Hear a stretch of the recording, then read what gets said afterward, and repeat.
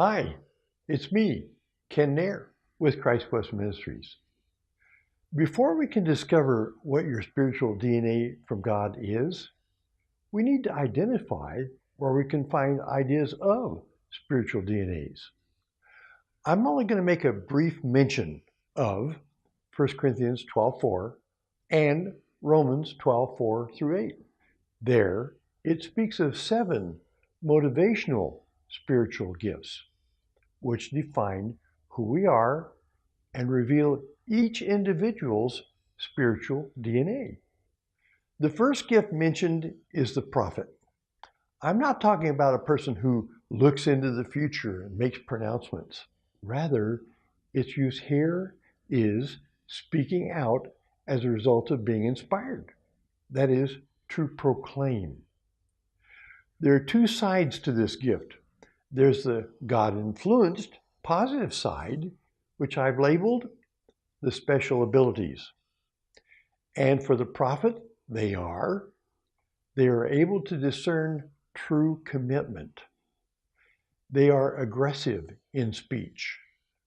They are able to grasp concepts. They also are not afraid to be condemned for what they believe is right. They have an unquenchable desire to inform others.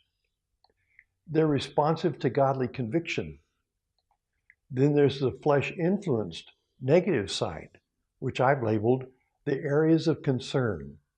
And they're quick to judge. They need to become alert to and concerned about reactions. They focus on negatives. They need to learn how to retranslate negatives into positives. They should always verify their positions with Scripture. They're proud of their special talents, as though they were the creator of their skills and abilities. They need to develop meekness. They are apathetic to others' pain. Let me offer 2 examples. For the 2 sides, I'm using a driving situation to describe the response of a prophet's sin nature, which will be followed by a Christ-like response. I need to point out, although I'm using male examples, the behaviors illustrated may not apply to both men and women. But more important, it's the attitudes that prompt the behaviors. That's where the gifting is revealed. Here's a prophet guy, feeling very confident in his driving abilities. He maneuvers in and out of traffic like a race car driver. His wife is cringing, bracing herself, and making frightened noises. She's not a prophet. Then, in a really close call, she screams at him to slow down so you don't have an accident and kill us.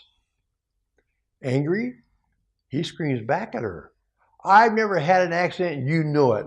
So if you think I'm going to let your stupid fear control me, you're wrong. So get off my back. Notice the sin nature's inconsiderate, insensitive, selfish attitudes.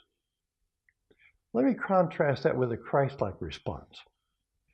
When he hears her nervously breathing and understands that she's scared and wishes he'd slow down and be more careful, he encourages her by saying, thank you for sharing your heart with me, adding, since God instructs me to be a living example of the Christ to you, and I know he wouldn't cause you to be filled with fear, I'll drive more carefully so you'll feel safe.